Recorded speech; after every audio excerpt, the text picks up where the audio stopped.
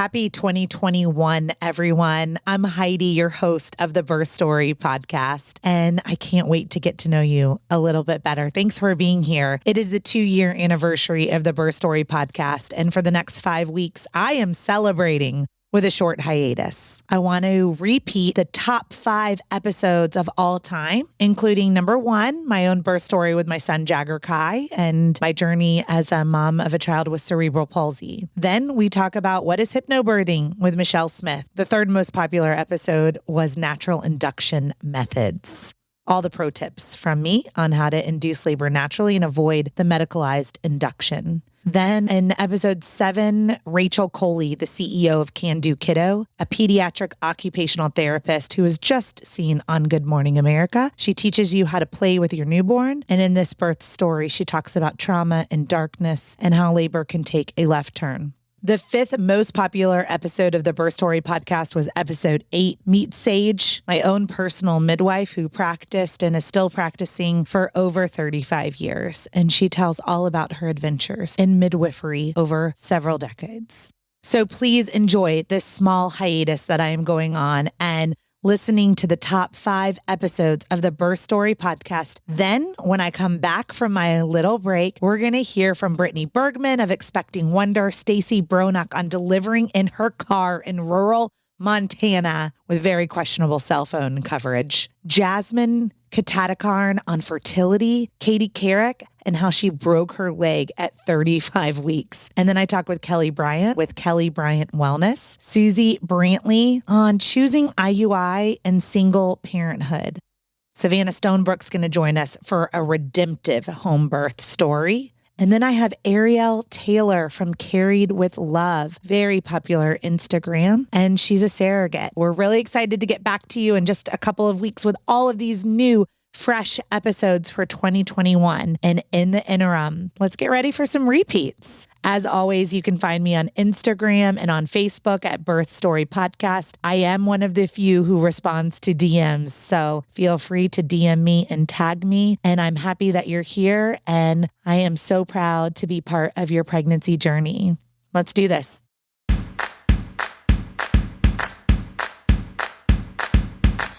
What does a contraction feel like? How do I know if I'm in labor? And what does a day of labor look like? Wait, is this normal? Hey, I'm Heidi. My best friends call me Hides. I'm a certified birth doula, host of this podcast, and author of Birth Story, an interactive pregnancy guidebook. I have supported hundreds of women through their labor and deliveries, and I believe every one of them and you deserves a microphone and a stage. So here we are. Listen each week to get answers to these tough questions. Birth Story, where we talk about pregnancy, labor, deliveries, where we tell our stories and share our feelings. And of course, chat about our favorite baby products and motherhood. And because I'm passionate about birth outcomes, you will hear from some of the top experts in labor and delivery. Whether you are pregnant, trying desperately to get pregnant, or you just love a good birth story, I hope you will stick around and be part of this Birth Story family. Thank you so much for being here. In case you're brand new to the Birth Story podcast, I'm Heidi, the host and also the author of Birth Story, Pregnancy Guidebook and Journal, a 42-week discovery into your pregnancy. It's all you need for the 42 weeks of your pregnancy, along with a journal and all your birth affirmations. You can snag a copy at birthstory.com, and I would love for you to use the code SHARETHELOVE. I am offering a BOGO for all Birth Story listeners. That's right, buy one, get one.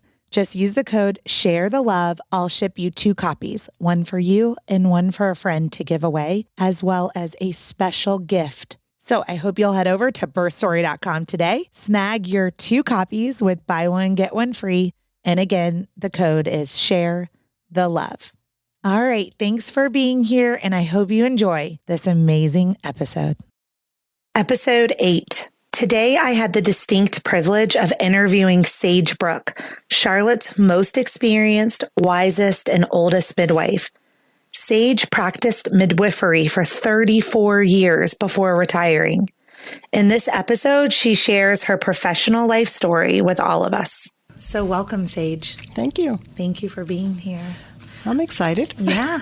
So Sage is my beautiful midwife that helped me deliver my first child, Max. It was a long, tumultuous labor. And the only reason that I ended in a vaginal birth is because of Sage. And so I'm forever grateful. Because of that first vaginal birth, I was able to have a second vaginal birth with Jagger. So I owe that all to you. So Sage is here because she's got a really beautiful project that she's working on with the 4th trimester. And we're going to get into that. But Sage is one of, I would venture that you're the most experienced midwife in Charlotte. I would say that's true. Yes. Okay. I think you've delivered more babies. That is true. Yes. So it's a privilege to be here with you today. And I want to walk through all the things that I don't know about you. Okay. And so when you go in and you've hired a midwife, you don't really get a chance. They get to know you, but you don't get to know them that much. And so I want to hear what led you to becoming a midwife? What does that journey look like? Oh, that's easy to tell. Okay. When I had my first child, all I did was read about natural childbirth. I did have a fairly unmedicated birth. This was back almost 50 years ago, where most people were put to sleep. I was not. I wanted to be awake and aware. And even though the birth went well, I was overwhelmed with the 4th trimester, no doubt about that. I probably had postpartum depression, but I lived through it and found ways to cope. So I'll talk about that a little later. The second birth, I was in the first Lamaze class in Tampa, Florida, and I had a wonderful birthing experience. Very easy labor, very easy birth of an over 9-pound baby.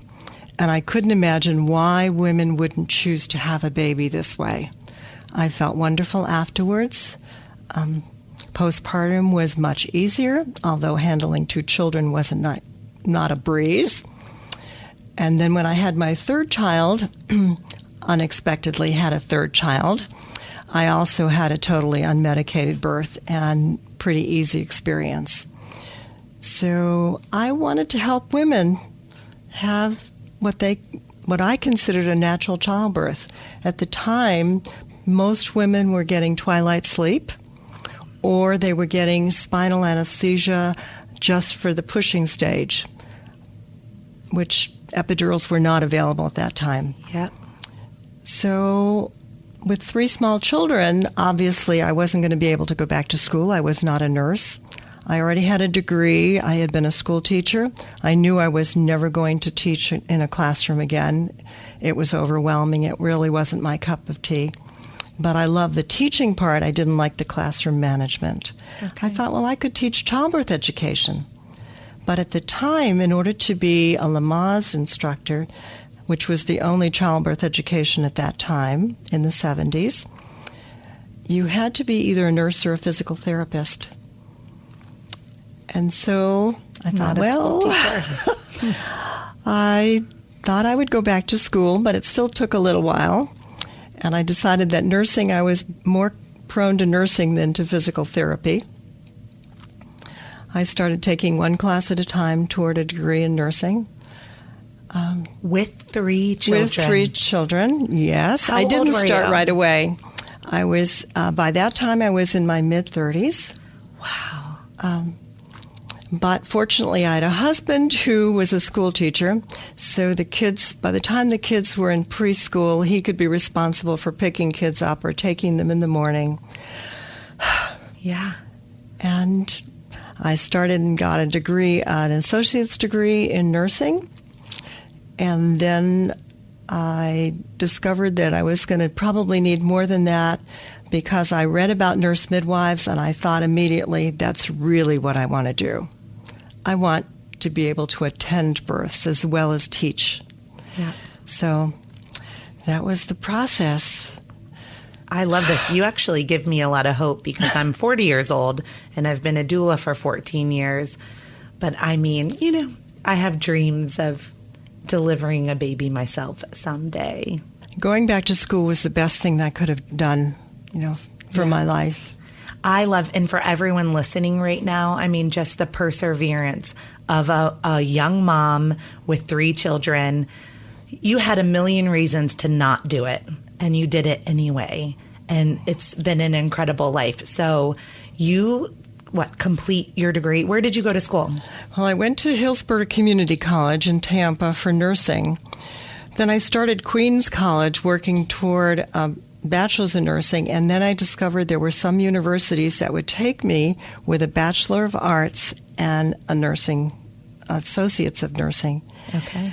So I applied to Yale University and got to the interview process, and I was on the wait list when I discovered that University of Florida was also available. Okay. I was in their second graduating class. Wow. And much cheaper to go to University of Florida because I was already living in Florida. Mm-hmm. And they had a program that was transitioning from an associate's degree in nursing to a master's in nursing without doing the bachelor part. Okay. So from start to finish, like from the time you had this dream and you enrolled in that first class until finishing, how long did that take? 6 years. Whoa. That's because I did the nursing part-time. I had to take some prerequisites. Fortunately, I had a Bachelor of Arts already. Yeah. But I had to take chemistry, which I'd never taken in my whole life, microbiology, all those science classes. Yeah. So I did one class at a time while I was working so that we could afford for me to go to school. Yeah. This is an incredible story. So when you graduated, how old were your children then? I'm trying to think. I graduated in 1984, so that my youngest child must have been, good question. They were all teenagers by that time. Okay. Were they your cheerleaders then? They were then old enough to know exactly what mommy was doing. Oh, definitely. They got tired of hearing anything about birthing and about birth control. They were very well-informed young teens. Mine are very informed toddlers. Yeah. They have probably watched too many birth videos and they know so much, but they're so curious. And they, at 4 and 3, they love to watch their birth videos. I mean, they just love it. So only midwives and doulas and OBs where we talk about things that probably no one else talks about to our children. Correct. So you graduate, but I'm assuming in the middle of that program, you had the opportunity to deliver your first baby while you were still in school? Oh, yes. Okay. Yes. So I want to hear about that, the first birth. I was in Palatka, Florida, doing my internship. Mm-hmm. And it was in a hospital, obviously. And I managed her labor. It was not a difficult labor. I think it was her second baby. I can't remember at this time. But I do remember she had to go to the delivery room to deliver. That was just their standard. Okay. And this is a very small hospital. And, of course, their physicians, they were familiar with nurse midwives, but there was not a huge trust level. It was very obvious that. So the physician was in the delivery room, and this woman was pushing, and the baby wasn't coming easily, which was surprising for a multip. He puts his hand in, and he goes and turns the baby from OP, which is a posterior birth, to OA, and the next push she had the baby. Wow. So it was, yes, the baby was born into my hands, but the physician did teach me something about, that it wasn't that difficult to change a baby's position, but I've discovered that it's not always that easy. Wow. I was going to say, that sounded like it. I bet that was not comfortable for the mom. No, I'm sure it wasn't. Yeah. I don't think she had any medicine on board. Yeah. But that was a very good lesson for you to learn on Definitely. your very first, birth. So that brings me to, Yes. through how many years have you been practicing now as a midwife? We won't do the math on how old you are, but 34 years. So you've been practicing as a midwife for 34 years, yes. Which is just incredible. Like the experience that you have brought to this community is just overwhelming. So I'm sure in that 34 years, though, you have some births that stand out to you, or some circumstances. And so let's just start with the first one that comes to mind. Well, I would like to tell you one very interesting experience. I was working at a big teaching hospital in Tampa, Florida, and this was somebody I did not know. We did public health. Most of the women I had never met. And this was a very angry young woman who was not happy with any of the physicians. And when one of the physicians walked in the room, she threw a bedpan at him. That was full? No, it wasn't full, fortunately, but she did throw it at him. But that was the last time he walked in the room, so therefore I was the birth attendant. Okay. He was not going to interfere with that birth. Yeah. But that was kind of a dramatic. The other one at the teaching hospital was it was a homeless person, a woman who claimed she'd never had a baby, but I was pretty sure that wasn't the truth because she was laboring much more like a multiparous woman. Yeah. And we tried to get records from where she had some care, and I think it was Kentucky. It turned out that this was her third baby and her children had been taken away from her. Yeah. But the one thing that she wanted was her fur coat that she probably got out of the dumpster. And this is Florida, remember? Yeah. And she would not take it off. I thought, this is her comfort. I mean, so she wore a fur coat for the birth. Oh my goodness. And you're hot. Yes. You're hot in labor. I mean, forget Florida. And even if you're in Minnesota, I mean, you're sweaty. So. And the interesting thing is also that she was bound and determined to breastfeed her baby. Yeah. She had no place to go to after she gave birth, and her baby had to stay in the hospital for a while. She lived in the ER so that she could stay and come up and breastfeed her baby. Wow. They did find her a place to stay. I think it was a Salvation Army center. I have no idea whatever happened, but I thought, there's something in women that in spite of all the situations, she wanted to do something good for her baby. Yeah. And had that instinct to do it. It's beautiful. I served here at the Urban Ministry Center, their Bridges Out of Poverty program, for a very long time, and was connected with different women, also through Florence Crittenden and then Lois's Lodge. There are some crisis pregnancy homes here. And one of the women that it was the only woman that I ever labored with as a doula that lost access to the child that she birthed. And I learned very quickly in our community, you're almost not allowed to be homeless and have a baby. And in many levels that makes sense. And then some other levels for me, it doesn't make sense that we wouldn't provide housing, but that's a podcast for another day. But it was very difficult for me to go through that whole process with this mom, through her pregnancy, through her labor, through her delivery, and then kind of holding her hand through taking her child away from her. So very difficult. So did you see her again after the birth, or did... Postpartum, I passed her in the hallways. Yeah. And she would, kind of recognize me, but never spoke to me. Yeah.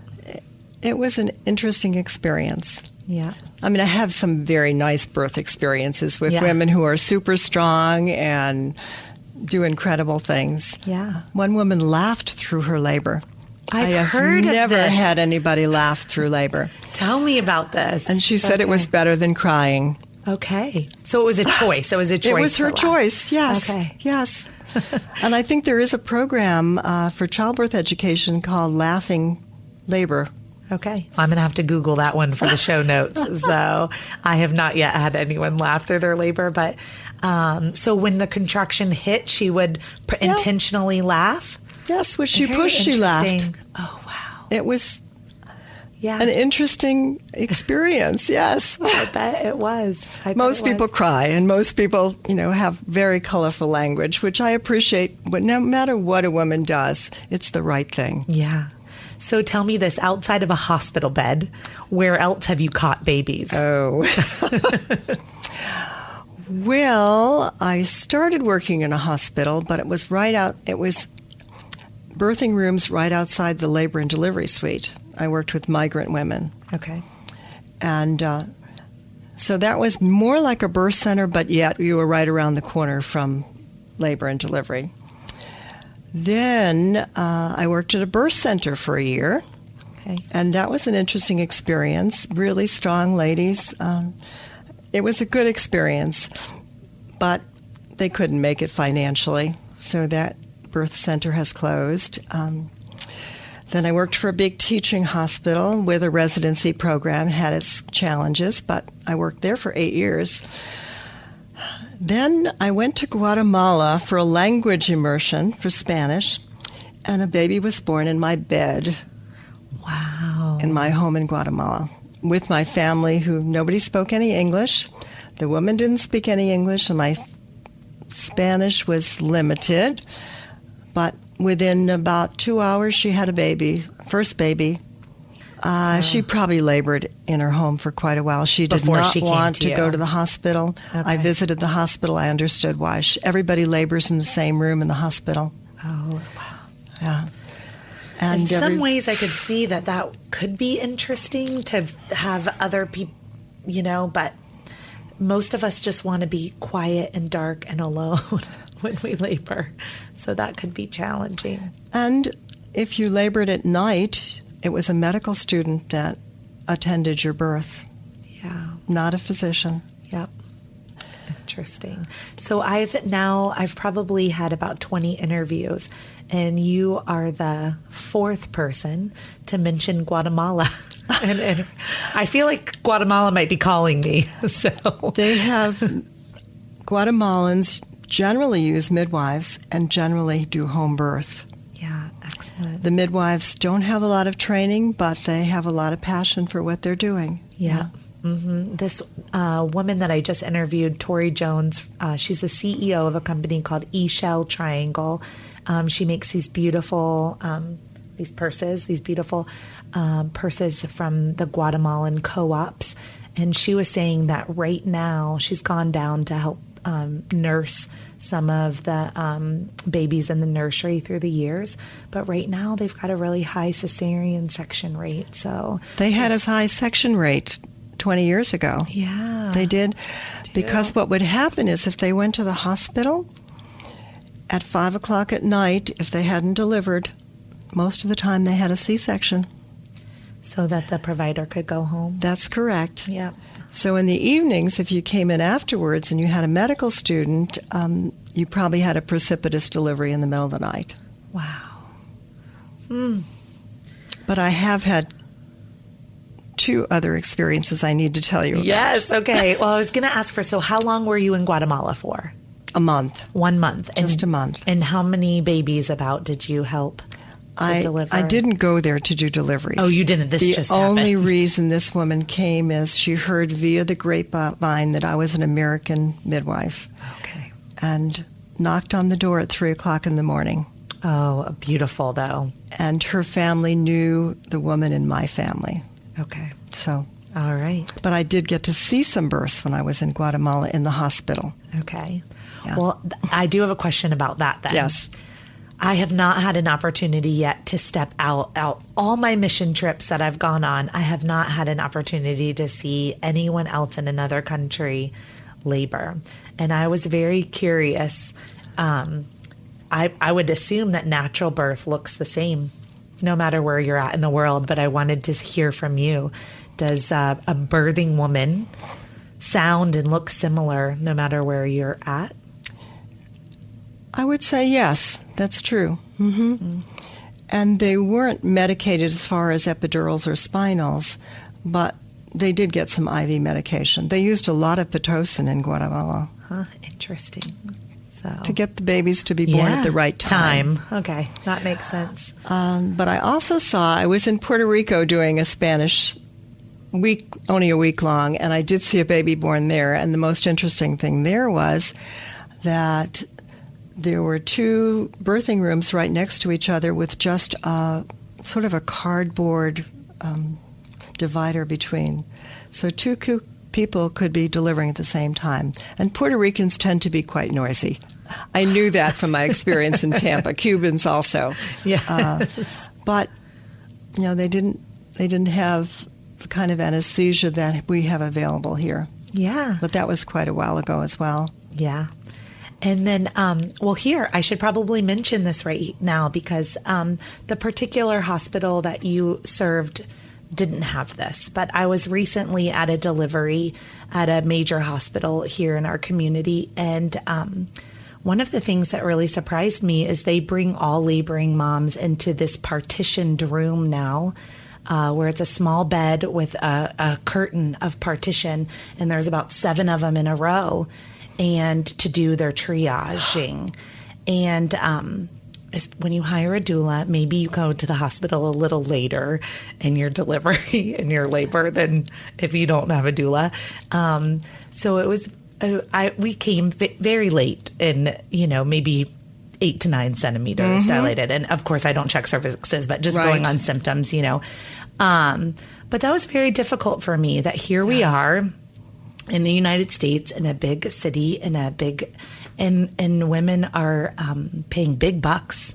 And the first thing that happens to them is they get put in a room with a million other noisy women laboring. And my client immediately felt like she needed to be quiet, that she needed to be on her best behavior. And it broke my heart because there was all these other women laboring. That is archaic. And it's happening. It is. Still right now. It just makes me so sad. Yeah. Actually, I'm very proud of where I was working because they have 4 private triage rooms. And I still struggled with knowing that some women came in and did not need to be triaged. They needed to be put into their room. It was obvious that they were in labor, and they didn't need that step. Yeah. I think doulas go a long way for that advocacy. I have bypassed triage many times by just saying, I've been doing this for 14 years and the baby's coming. Yes. Like, I've been with her for the last 20 hours. The baby's coming. There's no triage. Yeah. So, but just having an advocate or a voice to kind of, because all women do labor differently. So you were in Puerto Rico for... Just a week. It was medical Spanish for obstetrics. Oh. So that was helpful. Okay. And then I got to visit the hospital and happened to see a baby being born there. Did you attend it at all, or just observe? Just observed, yeah. Okay. Yeah. Oh, wonderful. You are a woman of the world, Sage. I've also delivered my 3 out of 5 grandchildren and was present for the other 2 births. Do you have permission to share some of that story? I would love to. Okay. I was like, I would love to hear this. My youngest daughter had the baby. She was the first one to give birth, and she gave birth into a large hospital, and they wanted to put her in triage, and I knew that she was at least 7 centimeters because I had checked her at home. Yep. And that was a struggle, but they did. Yeah. And it was not such an easy birth. She delivered posterior, and she needed some repair, and you really don't want your mom doing your repair. But evidently I was more experienced and the midwife was on, so I would not recommend that. But my daughter was okay. The baby was wonderful. Yeah. And so... Did you attempt to turn? I'm assuming you did not. You did not? Okay. I got her in different positions instead. Yeah. She had no medicine on board, and she did push her baby out that way. Yeah. Oh, good job. Then when she had the second baby, she labored at my house, and it was in a different state and in a different hospital where I actually had privileges at that time. And so one of my midwife friends said, if you want to deliver the baby, here at the hospital, fine. She got there ready to deliver within probably 10 minutes. She almost had the baby in my house. And And it was a beautiful, nice, easy birth. And she needed some stitches, but my midwife friend said, this is your grandchild. I'll take care of that part. And I was so thankful to have somebody else, who was there to do that part. Yeah. So when baby number 3 came from the same daughter, she wanted to have a home birth. Because she knew she was having a baby quickly. Yes. So she had a baby in my bathtub. Well, she didn't deliver in the bathtub, but she got to the point where she was almost ready to push in the bathtub. Yeah. And did get out of the bathtub. Yeah. And she got on the toilet, her water broke, and she said, "Mom, the baby's coming." Wow. And so the baby was born on the toilet. Now, did she catch her own baby, or did you catch the baby? I caught the baby. Okay. And put it right up on her chest. I wouldn't recommend delivering on the toilet for anybody else, but it worked for her. It's a great place to labor, though. It is, yes. Great place to labor. And she didn't feel like she had to push when she got on the toilet, but her water broke, and yes, the baby was going to come right away. Yeah. Oh, it's beautiful. It's beautiful. So that was one daughter. And my other daughter had her 2 children in Atlanta with a midwife. Okay. In the hospital. And her second baby was born in a tub of water in the hospital. So she had a water birth in the hospital. Is that something that they allowed or just happened? No, they they set up the tub, but the nurse had been totally unfamiliar with setting the tub up. It took forever to get the water running, and my daughter was already 7 or 8 centimeters, so she kept saying, "How come I can't get in the water?" Yeah. So, and she too, I convinced them to bypass. I had not checked my daughter. That daughter, I told them, just bypass the triage. She is going to have the baby. Yeah. And she did about an hour and a half later. Oh, my goodness. Beautiful, beautiful birth. So you have the 2 daughters, and then do you have a third daughter? I have a third daughter who has never had any children. Okay. She got married in her 40s, but she's been a foster mother. So long-term, or does she take children for short periods of time? Before she got married, she had a son for a year as a single mom, and felt that he really needed to have a mom and a dad. Okay. And she wasn't married at the time. And he is still in foster care, and 10 years later, well, it's not 10 years later, 7 years later, he's doing quite well. So I think that she got him on the right path. But now she and her husband took the training also to be a foster parent, so they do respite foster care now. So 1 weekend a month to give other foster parents a break, they take children into their home for a weekend. So 3 daughters. 3 daughters, 5 grandchildren. Wow. You're busy. You are quite busy. Yes. Retired, but doing some other things now. I just wanted to see what other stories are on your heart that you would want to share that you think could be funny or informative to our listeners. What's the shortest labor? Okay, that's an interesting one because this was her second baby, and I had attended her first birth, which was not short, but she had done it. She had been Bradley trained. She did it without medication. She did a wonderful job, and her husband was really supportive. When she was pregnant with the second baby, and I saw her the whole pregnancy, when she came into the hospital, when she called me, she said, "I think the baby's coming very soon." So we bypassed triage, got the room. She had her little 2-year-old with her in the stroller because she couldn't get a sitter at 2 o'clock or 3 o'clock in the morning. Her neighbor wouldn't wake up to answer the door. Oh, bad neighbor. Well, the little boy was in the stroller. Mom got into the bed, pushed the baby out immediately. Wow. And the little boy was just as calm as can be because Mom was as calm as can be. Because she had to be. I guess so. Yeah.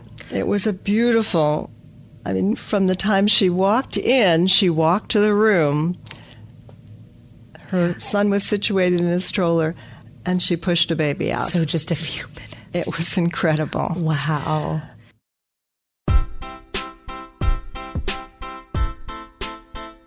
Hey, it's Heidi. I'm interrupting the podcast to let you know about a free resource that I've created for you at birthstory.com. All you have to do is go to birthstory.com and then click the tab that says The Workbook. Once you put your email address in, an entire resource library of all of my secret sauces are available to you for free as my thank you for listening to the Birth Story podcast and being part of this community. At birthstory.com, under the workbook, you will find a birth plan template, articles on circumcision, delayed cord clamping, flipping a breech baby, packing your hospital bag, acupressure points, placenta encapsulation, and so much more. There are over 20 free articles ready for you to download at birthstory.com. Now, let's get back to this amazing episode. Now, Yes. I'm wondering if I might be on your leaderboard for longest labors imaginable, but what's the longest labor you ever... I think, Heidi, you might have had that. Yeah. I went into labor on Wednesday and delivered on Sunday. Yeah. So that was a long... I've had several people who've had some false starts, but generally speaking, they had a rest in between. I've had some birth center transfers that had really long labors, but I was not there at the beginning to know. Yeah. So around 5 days, 4 or 5 days. That's a long time to be in labor. Yeah. It was. And then where is kind of, in your mind, in all of your experience, where do you believe, or what position, do you think that there's a best place or best way for the actual delivery? I don't. Okay. I really don't. When I worked at a birth center, everybody wanted to squat. The reality is that it's really difficult to squat. It's difficult to get in the right position for it. Yeah. And if you're leaning over forward, squatting doesn't work well. Yeah. I've had some beautiful births in hands and knees, but that's not for everybody either. Yeah. And I've had births of a few people standing up. Yeah. Just because the baby was coming. Yeah. I think you have to be open to what works best. Mm-hmm. And I don't think even using stirrups actually works best for some people. Yeah. I was actually in stirrups for my birth with you on my back, which I, at the beginning, thought was counterintuitive. And it was actually the most beautiful birthing position. I would agree with you. I think positioning of the baby has a lot to do with positioning of the delivery. I'll tell you an interesting experience. I did birthing in a Navajo reservation also for a month, a long time ago. I love everything about you. This couldn't be more interesting. They use draw ropes from the ceiling that you can hold on to. That actually puts you in a very good position. You can adjust that position. It's so much better than the bars they put on these birthing beds. Yeah. Which don't work very well. Yeah. But it's having hard. A drag rope, it was an incredible to see these women. They just naturally reached up and used it. And I want to tell you, just hearing you talk, shows me that you have used all of your experiences to bring to each and every birth, because I'm just one of a million births, right? So you probably wouldn't even remember this, but you told the nurse to give me a sheet to hold on to, like one of these birthing ropes. Mm-hmm. And we played tug of war. And that was all your suggestion. And I played tug of war with this nurse, and it worked to get Max to descend and to get the pushing to be more, stronger pushes, or I don't even know. It worked. It doesn't work for everybody, but it does work for some. And I discovered that as I got older, there's no way that I could be at the other end of that. Because the women would pull me into the bed. Yes. But some of the nurses were excellent at using that as a technique. Yeah. Some husbands did it. Okay, well, that brings me to, tell me about your favorite birthing partner. Do you have a partner that comes to mind? I've had a lot of great partners. There really weren't any terrible partners, unless they were too busy going out and smoking. Okay. to pay attention to the woman. I'd say most partners step up to the plate and really are fairly supportive. Some of them are scared, and you have to recognize that some do not really want to watch the birth, do not really want to be right up front. Yeah. I did have a dad. He was so excited about pushing with his wife that all of a sudden he fainted, fell on the floor, hit his head, and had to go to the emergency room. Oh, no. Did he miss the birth? He did not, because they stabilized him, brought him back in a wheelchair, and she was just about ready at that time for the baby to emerge. Oh. So they have a great birth story. That was a wonderful, he could have been really hurt. He fortunately wasn't. But I think he hadn't eaten. It was in the middle of the night, and he was just so excited. Yeah. And he was holding his breath probably with her. Yeah. Oh. But he didn't miss the birth. Oh, that makes me so happy. Yeah. That does. They made an exception because they don't usually release you from the emergency room without a whole bunch of testing. Yeah. So they brought him back. They did up. make an exception. Oh, yeah. that hospital did a good job. Yeah, they did. They did. And so, well, I'm going to turn the knob a little bit. And if you're uncomfortable, that's okay. We don't have to go there. But I was wondering, I'm assuming in your 34 years that you've had some not so happy stories. Definitely. Have you lost a baby at birth? I had a baby whose heart rate went down, and she had an emergency C-section. The baby was only alive for another few days. The baby was resuscitated, never could determine what was wrong. The mother was convinced it was a congenital anomaly. She had somebody in her family that had a congenital anomaly. Yeah. And that was probably the one instance where I thought, I don't think I can do this anymore. I felt so badly for her. She wanted everything natural. It was a second baby. It should have been easy. It was the middle of the night. The nurses were checking the baby's heartbeat. I was not at that time. I got up when I went to see her. I said, this doesn't sound right. The heartbeat was in the 50s. Called the physician. Immediately had a C-section. But the thing that I remember most about this woman is when the baby was transferred to a NICU, to a higher level NICU, was on life support, she said, I have another child to take care of. This baby is not going to make it, with any kind of quality of life. We're going to just turn the respirator off. I thought that was probably the most moving thing I ever experienced, was somebody who made that choice. Yeah, I think it's beautiful. And about 2 years later, she had another baby, her rainbow baby, and I can't imagine how scared she was.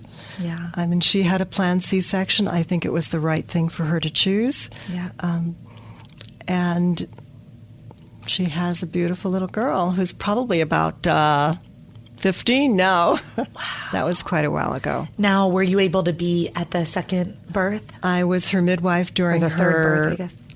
Postpartum care. I wasn't at her birth, yeah. Yeah. But I saw her afterwards as well. So I felt a strong attachment to her, obviously. Yeah. What, I think of that birth as, from a midwife's perspective, I'm assuming probably the worst day or the worst thing it was that could happen to you. Yes. What are some other tough things, though, that you had to persevere through?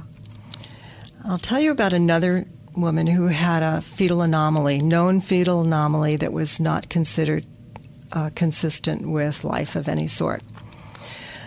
This was really a special lady.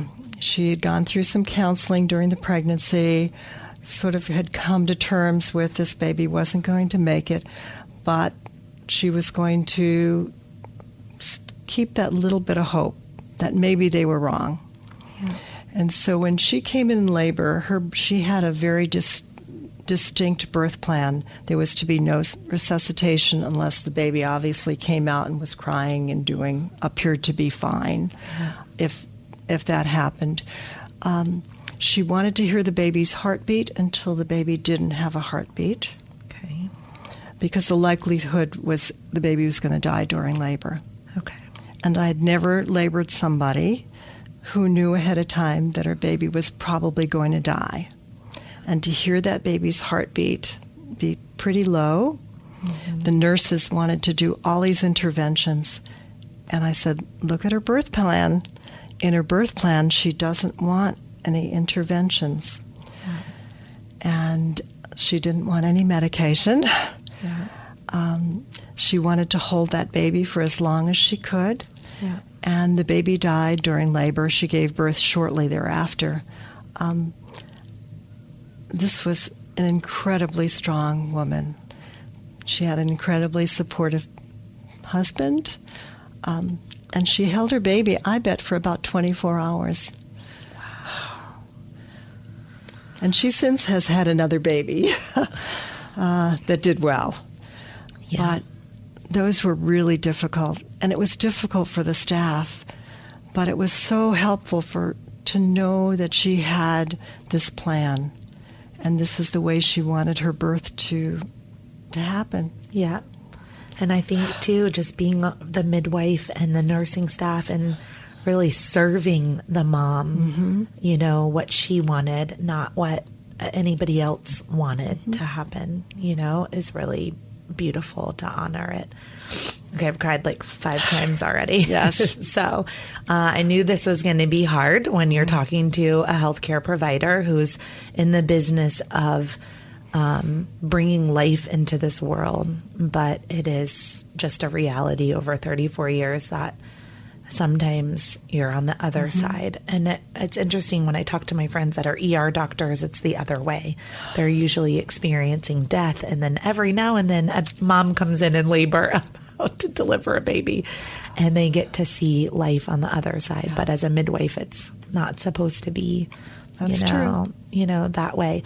So when these things happen to midwives and to nurses and labor and delivery and to doulas, did your employers help you? Did they give you time off or counseling to help cope? No, that's true. I think they might have for the nursing staff. The one thing with midwives is usually it's your midwife colleagues that help you get through it. And that's who helped me. Okay. I mean, immediately, my 2 colleagues when I was in Gastonia, when I had the traumatic birth, not so much the traumatic birth, but the baby that didn't make it, they came to the house. Yeah. And I think that was true here in Charlotte, that it was the midwives who made the difference. Yeah. They're your tribe and your community and support. So that's always been true for me. So I know that recently you somewhat retired after 34 years. I did. Okay. So it's called a full retirement. I can call you retirement, retired. Yes. Okay. I reduced my hours little by little in the last, I think, 4 years. Yeah. Yeah. I sort of remember because I would still be sending you referrals and people would say, oh, I can't get on her schedule at all. Well, I just have one more question before we move on to your passion project. Okay. And that is, what's the youngest mom and the oldest mom that you ever helped deliver babies for? I think the youngest was 12, and the oldest was 46, I believe. Wow. That's quite a spread. And the 46-year-old was going to be a grandmother at the same time that she was giving birth. I'm not surprised by that, but wow. Right. So thank you for sharing with me your highlights of your midwifery. And now I want to hear all about your passion project and your retirement. And this really all started because you said at the beginning that you had a really tough time after baby number 1 with the 4th trimester. So let's first define fourth trimester for anyone listening?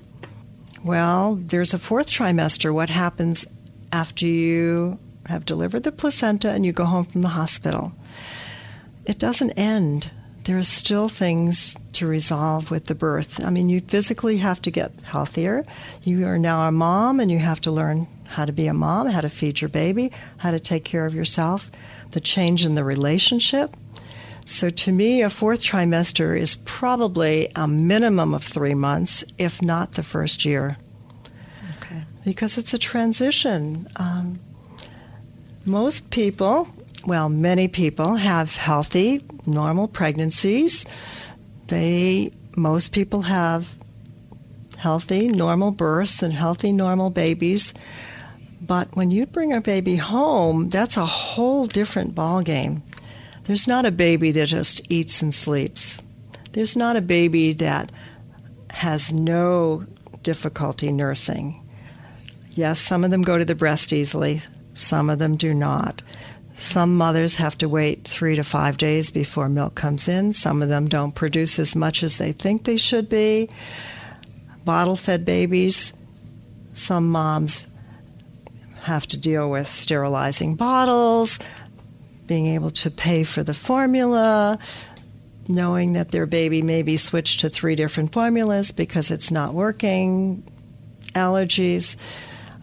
That's just a little part of it. And then mom is exhausted. Yeah. And there's not a mom who's able to sleep for any period of time. Babies don't sleep all night in the first few weeks of life. In fact, generally speaking, not in the first few months of life. Yeah. So they're tired all the time. Yeah. And then they have to go back to work many times, That's too. correct. Yeah. And their bottoms have to heal, even if you had no stitches whatsoever. You know, there's some loose tone there. Sometimes there's leakage of urine. There's, some exercises you can do, but it's not instantaneously healed. Yeah.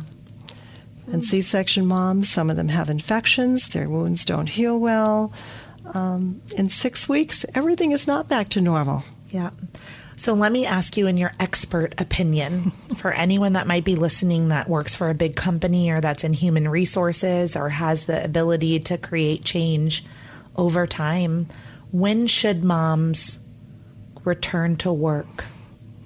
I think that's an individual decision. Okay. I'm not sure that most moms are really ready at 3 months to go back to work.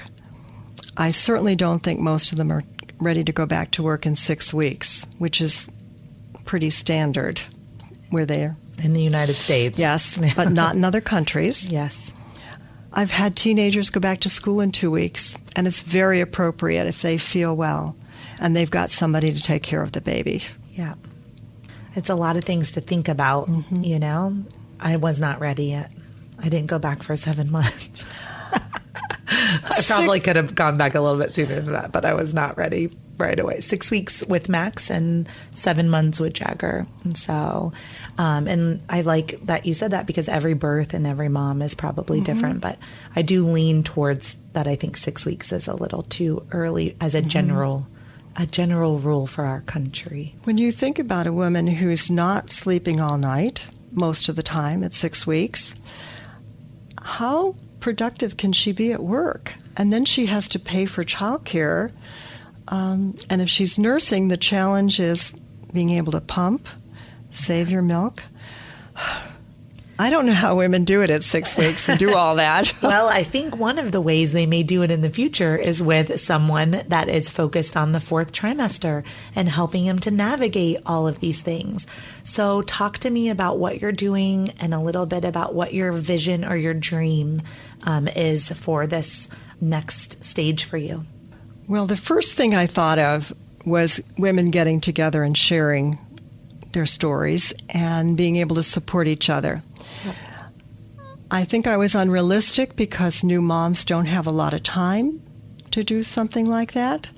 And I think they're afraid to let their guard down because on Facebook, everything looks wonderful. You post pictures of your baby in all these cute outfits, and you're saying how wonderful everything is. And I'm finding out that it's not really wonderful. Yeah. So really what hard. I wanted was people to be able to talk to somebody. And I thought I could be that person.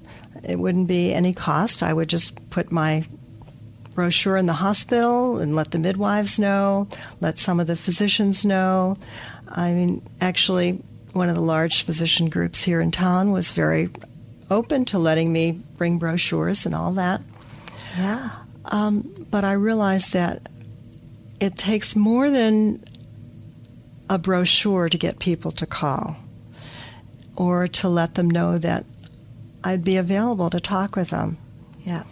So people kept telling me I have to have a Facebook page, and I'm not very technologically savvy.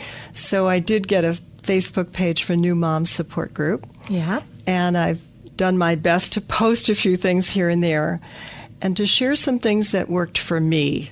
Now, remember, this is 49 years ago, where I was suffering from postpartum depression. I would not have been somebody who would have taken medicine. And what I discovered is I started visiting a neighbor who was elderly and taking my baby, and she would tell me all kinds of stories about her life.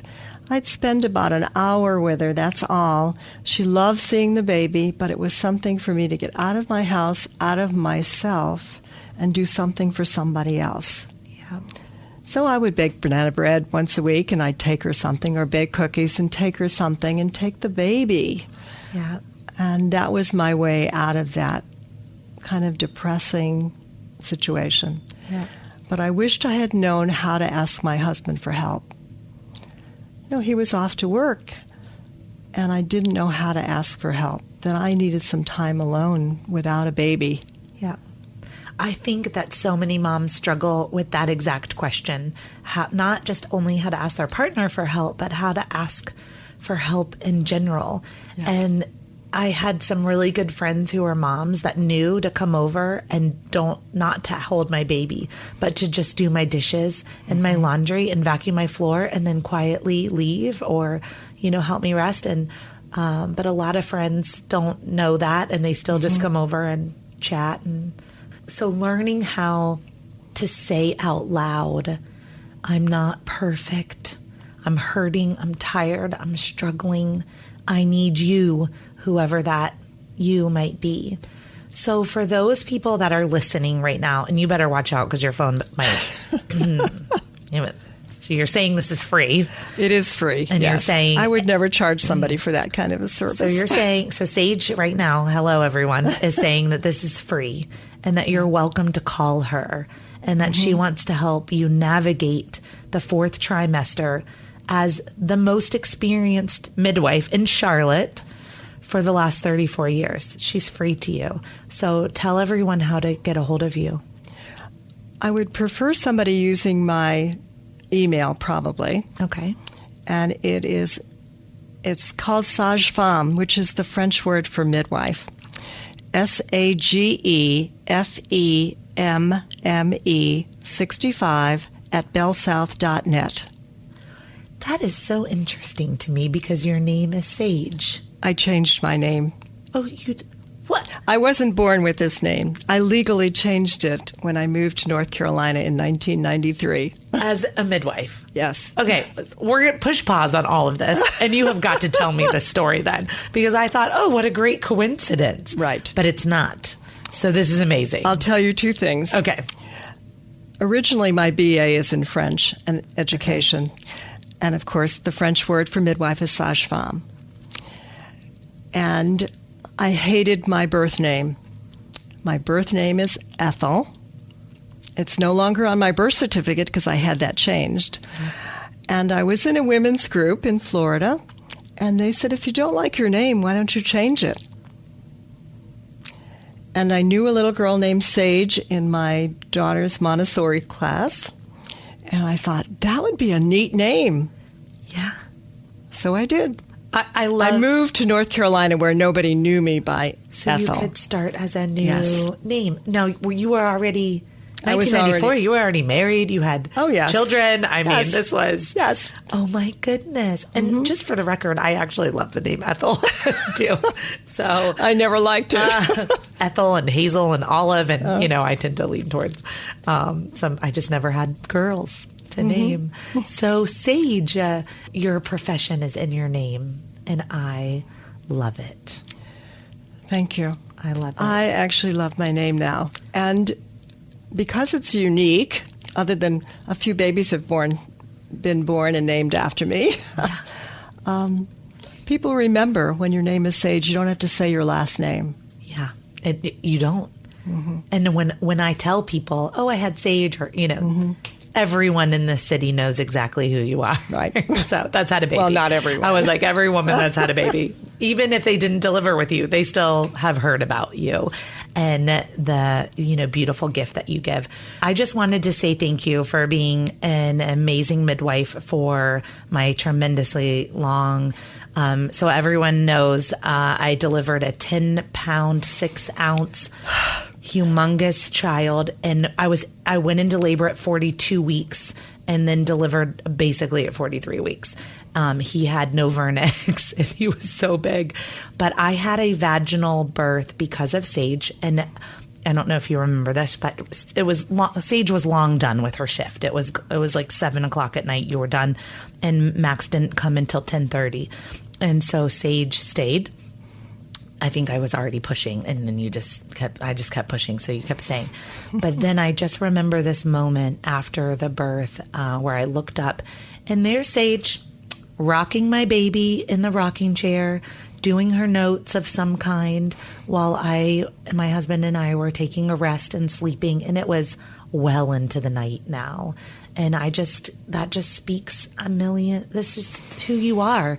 You're the midwife that there is not a 12-hour shift, and who stays and who rocks the mom's babies and gives them a vaginal birth with 10.5-pound babies.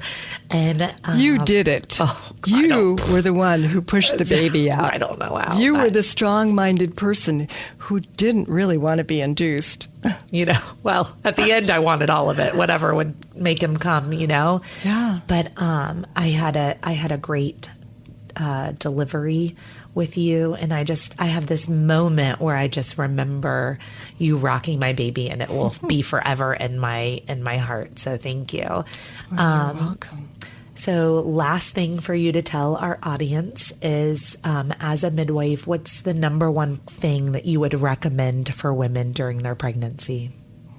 To believe in themselves. I want them to empower themselves, to think about, what they would like at their births, but also to be open to the possibility that it may not turn out that way, but to believe in themselves that really being pregnant is a normal, healthy function unless proven otherwise. Well, thank you for being who you are and for being here and saying yes to this podcast, which is 100% out of your comfort zone. It was. It is. But I appreciate you calling and asking me. Yes, and you did a great job. And I hope that so many women will email you that are pregnant right now or that just delivered their babies, that are in and around Charlotte, and that have a free resource and access to you by just emailing you. And I will put that email in the show notes so that everyone has a quick and easy link to it. And there is a Facebook page called New Moms Support Group. Thank you, Sage. It was wonderful.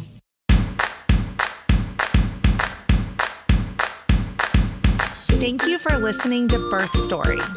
My goal is you will walk away from each episode with a clear picture of how labor and delivery might go, and that you will feel empowered by the end of your pregnancy